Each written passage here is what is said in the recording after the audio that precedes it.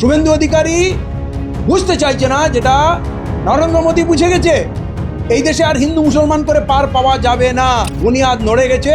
অতএব এই যে শুক্রবারিয়া বলছে এটা একটা নোংরা কথা, নোংরা মানসিকতার পরিচয়।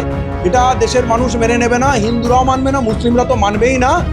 আপনি হিন্দু মুসলমান বিভাজন করছেন। আপনার যে প্রতিশ্রুতি ছিল ডেভেলপমেন্ট, 7th পে কমিশন লাগু করবেন, এরিয়ার্স ডিএ আপনি দিয়ে দেবেন, আপনি যে সমস্ত মহিলাদেরকে যারা লক্ষ্মী ভাণ্ডার পাচ্ছিল তারা নাকি কেউ বঞ্চিত হবে না, সবাই নাকি অন্নপূর্ণা ভাণ্ডার পাবে, সেটা কোথায় গেল? আপনার কন্যাশ্রী রূপশ্রী কোথায় গেল? যুবকদের টাকা কোথায় গেল? আপনার শিল্প আনবেন কোথায় গেল? আপনি যে বলেছিলেন দুর্নীতিপরায়ণ লোকদের জেলে পুরবেন, সব তো আপনার পাশে বসে আছে। আপনার বিজেপিতে তাদের নিয়ে নিলেন।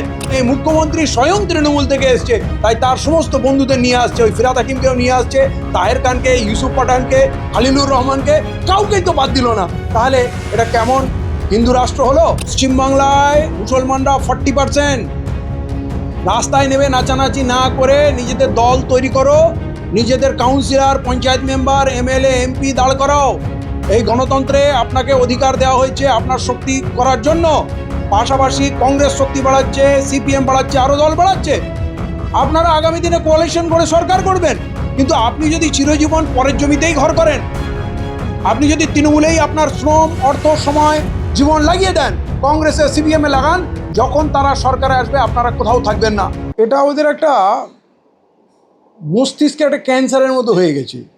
মানে যত দোষ নন্দ ঘোষ, নিজেদের ব্যর্থতা ঢাকবে না। আরে মূল বিষয় কি? পেপার লিক, 20টার উপরে ছাত্র আত্মহত্যা করেছে, শিক্ষা ব্যবস্থা ভেঙে গেছে, স্কুলগুলো বন্ধ হয়ে যাচ্ছে, সেইটা ইম্পর্টেন্ট না। আন্দোলনটা মানুষ করেছে, ছাত্ররা করেছে, তার মধ্যে যুবকরা গেছে, সাধারণ মানুষ গেছে, কিন্তু ঘুরে ফিরে উনি শুক্রবারিয়া বলে দিলেন, মানে টার্গেট হচ্ছে মুসলমান, কারণ এইটা হলেই 7 খুন মাফ হয়ে যাবে। উনি রাজ্যবাসীকে এটা বোঝাতে চাইলেন যত গণ্ডগোলেই মুসলমানরা করছে, এরা দেশ ভাগ করতে চায়, এরা দেশদ্রোহী, অমুক তমুক, তাহলেই মনে হয় হিন্দুদের শান্ত করা যাবে। কিন্তু যতগুলো ভিডিও এসছে তাতে যদি শুভেন্দু অধিকারী যান, তাতে দেখবেন না হিন্দুরা খিস্তি পারছে, শুভেন্দু অধিকারীকে যা তা কথা বলছে। তারা কিন্তু আর হিন্দু মুসলমান শুনতে রাজি নয়। তারা যে বলবেন যে না মুসলমানরাই সব করেছে, শুক্রবারিয়া করেছে, তা কিন্তু নয়। মানুষ কিন্তু ক্ষিপ্ত হয়ে আছে। আর যদি এইটা বুঝতে না পারে, নরেন্দ্র মোদী বুঝে গেছে বলেই তো মধ্যরাত্রে 2বার এসে ভিডিও ছাড়লো, যা কখনো করেনি। তারপরে প্রথমবার মাথা নত করে ধর্মেন্দ্র প্রধানকে ইস্তফা দেওয়ালো। তাহলে মোদী বুঝে গেল, আর ইনি অহংকারে টকবক করছে। ইনি ভাবছেন মুসলমানদের গাল দিলেই, মুসলমানদের টাইট দিলেই রাজ্যবাসী খুশি হয়ে যাবে। এরকম কিন্তু না, এটা পশ্চিমবাংলা। উনি বুঝতে পারছেন না হিন্দুরাও ক্ষিপ্ত হয়ে আছে। মুখ্যমন্ত্রীর পক্ষে কিন্তু কেউ নেই। উনি ভাবছেন যে আমি মুসলমানদের জেলে পুরে, মুসলমানদের শুক্রবারিয়া বলে, মুসলমানদের আতঙ্কবাদী বলে আমি হয়তো হিন্দুদের মন জয় করে নেব, হিন্দুরা মনে খুশি না। উনি কি ক্লিনচিট দিলেন যে আন্দোলন যারা ডেকেছিল, বামপন্থী আন্দোলনের সংগঠনগুলো, তারা নাকি কেউ দোষী নয়। অতএব এখন ওনার বামপন্থীরা বন্ধু হয়ে গেল, এখন আর কোনো সমস্যা নেই। এবং ককরোচ জনতা পার্টির যারা এখানকার নেতা, তারাও প্রেস কনফারেন্স করে বলে দিল ওই যারা গণ্ডগোল করেছে তাদের দায়িত্ব আমরা নিচ্ছি না, চিনি না, আমরা তো ডাকিনি, আমরা পারমিশন পাইনি, তাই আমরা বলে দিয়েছিলাম আমরা আর অর্গানাইজ করছি না, আমরা ব্যক্তিগতভাবে এসেছিলাম। তাহলে যে কটা মুসলমান ঢুকেছিল তাদেরকে না এই বামপন্থী সংগঠনগুলো তাদের লোক বলছে, না ককরোচ জনতা পার্টি তাদের লোক বলছে।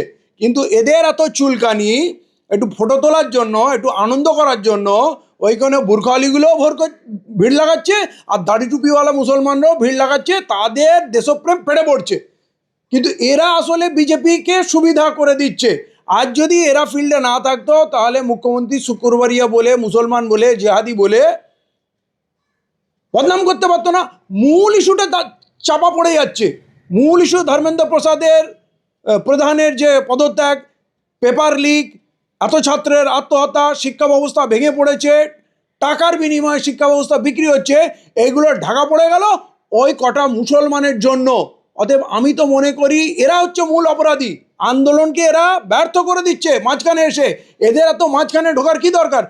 আমরা ওয়াকাফ আন্দোলন করতে পারলাম না তৃণমূলের রাজত্বে, আর এখন এরা মাঝখানে ঢুকে যাচ্ছে, ঢুকে গিয়ে এরা আন্দোলনগুলোকে মাটি করে দিচ্ছে। আমরা বারবার বলেছি, তা সত্ত্বেও এরা আন্দোলনে ঢুকছে ছবি তুলতে।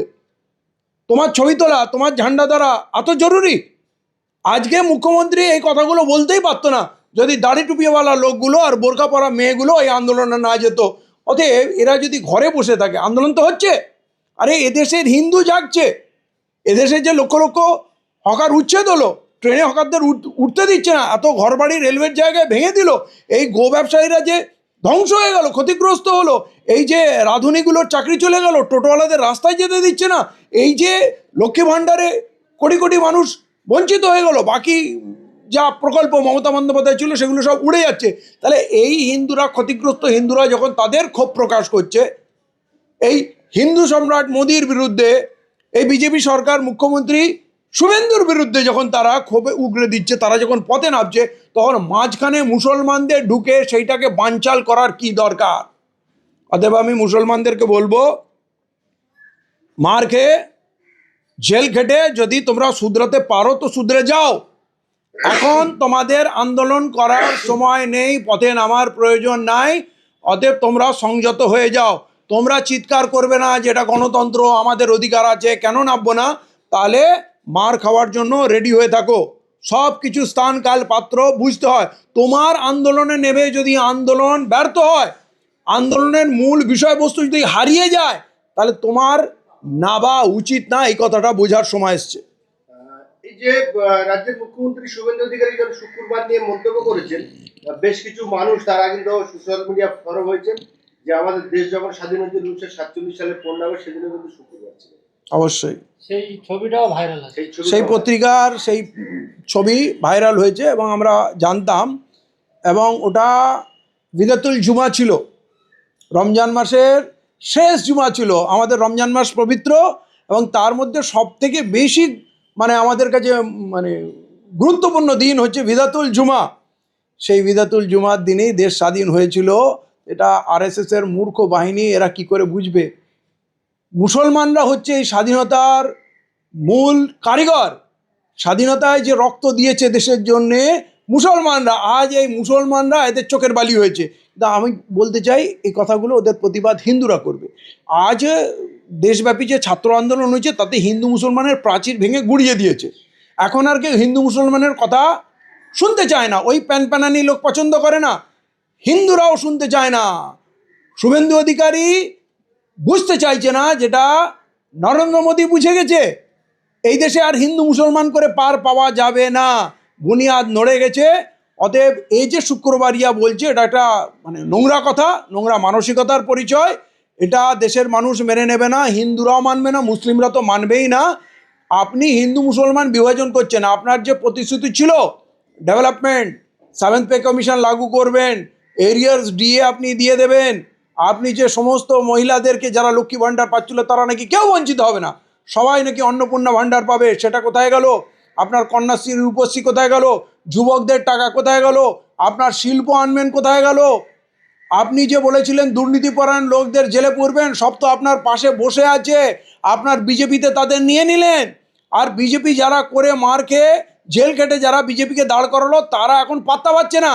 ওই তৃণমূলের লোকগুলোকে এনে আপনারা বিজেপি সাজাচ্ছেন এবং এই মুখ্যমন্ত্রী স্বয়ং তৃণমূল থেকে এসছে, তাই তার সমস্ত বন্ধুদের নিয়ে আসছে। ওই ফিরাদ হাকিমকেও নিয়ে আসছে, তাহের খানকে, ইউসুফ পাঠানকে, খালিলুর রহমানকে, কাউকেই তো বাদ দিল না। তাহলে এটা কেমন হিন্দু রাষ্ট্র হলো আর কেমন বিজেপি সরকার হলো যদি তাকে পুরো সাজানো হবে, মাথার মুকুট করা হবে তৃণমূলের সেই চোরগুলোকে নিয়ে, ডাকাতগুলোকে নিয়ে। অতএব এর প্রশ্নর কিন্তু সম্মুখীন হতে হবে। মুসলমানদের একটাই কাজ, লম্ফ না করে নিজের শক্তি অর্জন করা। পশ্চিমবাংলায় মুসলমানরা 40%।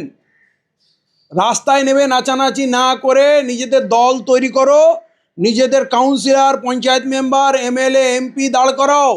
এই গণতন্ত্রে আপনাকে অধিকার দেওয়া হয়েছে আপনার শক্তি করার জন্য। পাশাপাশি কংগ্রেস শক্তি বাড়াচ্ছে, সিপিএম বাড়াচ্ছে, আরও দল বাড়াচ্ছে।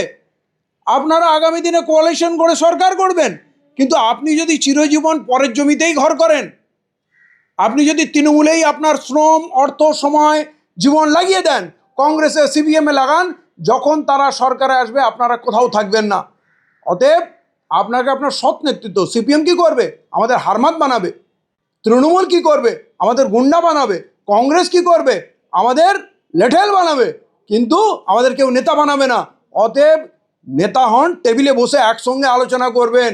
দেশ গড়ায় আপনার যেমন শ্রম আছে, অর্থ আছে, আপনার অবদান আছে, তাহলে নেতৃত্ব কায়েম করেন। অহেতুক কোনো দাবি নিয়ে রাস্তায় লম্পজম্প করবেন। আপনি কার কাছে গিয়ে প্রতিবাদ করবেন বলেন তো? আপনার প্রতিবাদ শোনার কেউ লোক আছে? আরে সিপিএম প্রতিবাদ করে, সরকারে ওদের অনেক লোক আছে। কংগ্রেস প্রতিবাদ করে, তার সরকারে শোনার লোক আছে। আর আপনি প্রতিবাদ করবেন, আপনি শুধু জেল আর লাঠি আর কেস খাবেন। কারোর দেখে অনুকরণ করবেন না।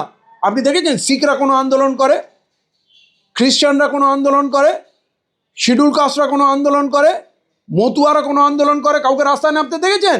আমাদের মৌলবীরা, ওলেমারা শুধু আমাদের রাস্তায় নামিয়েছে বিভিন্ন ইস্যুতে আমাদের বিক্রি করে সরকারি সুবিধা নেওয়ার জন্য। সে সিদ্দিকুল্লাহ চৌধুরী হোক আর যত সংখ্যালঘু সমাজ আছে, তাদের জীবনে কোনো এজেন্ডা নেই। কিছু একটা ইস্যু হলেই প্রতিবাদ করতে হবে, রাস্তায় নামতে হবে। আপনাদের ভিড় দেখে হিন্দুরা ভয় পেয়েছে। হিন্দুরা বিজেপি, আরএসএস, বজরং দল, বিভিন্ন দলে তারা সংগঠিত হয়েছে, কিন্তু আপনারা শক্তি আপনারা তৈরি করেননি। তাই বলছি, যারা রাজনীতি বোঝে না, যারা সমাজনীতি বোঝে না, যারা অর্থনীতি বোঝে না, ওলামারা দুটো দিনের কথা, ভালো কথা মসজিদের মিম্বার থেকে বলতে পারে না, তারা রাস্তায় ভিড় জমিয়ে মানুষকে উত্ত্যক্ত কেন করে? নারে তাকবীর, আল্লাহু আকবার বলে তারা হিন্দুদের ভয় দেখায়, আর হিন্দুরা জমা হয় বিজেপি আরএসএস এর ক্যাম্পে গিয়ে। এই ভয়ঙ্কর ভুল কাজটা এরা করেছে, এদের অজ্ঞতার কারণে হোক বা এদের লোভের কারণে হোক। মুসলমানদেরকে বিক্রি করে সারা জীবন এরা খেয়েছে, কিন্তু মুসলমানদের কোনো রাজনৈতিক শক্তি দাঁড়ায়নি। মুসলমানদের নেতৃত্ব যতদিন কায়েম না হবে, মুসলমানদের সৎ, শিক্ষিত, বিবেকবান মানুষ যখন নেতৃত্ব দেবে, অন্য সম্প্রদায়ের মানুষ তখন মুসলমানদের আসল চেহারাটা চিনবে। মুসলমানদের নেতা মানে কি? হারমাত বাহিনী, বন্দুক নিয়ে, তলবার নিয়ে ঘুরে বেড়াচ্ছে, বোম বাজছে, চুরি করছে, ডাকাতি করছে, তোলাবাজি করছে। অন্য সম্প্রদায়ের মানুষ মুসলমানকে তো ঘৃণা করবে। এই রাজনৈতিক দলগুলো মুসলমানদের ক্রিমিনাল বানিয়েছে। সেই রাজনৈতিক দলগুলোকে ত্যাগ করুন, নিজেদের রাজনৈতিক দল দাঁড় করান, এটা একমাত্র উপায়। আর মুখ্যমন্ত্রী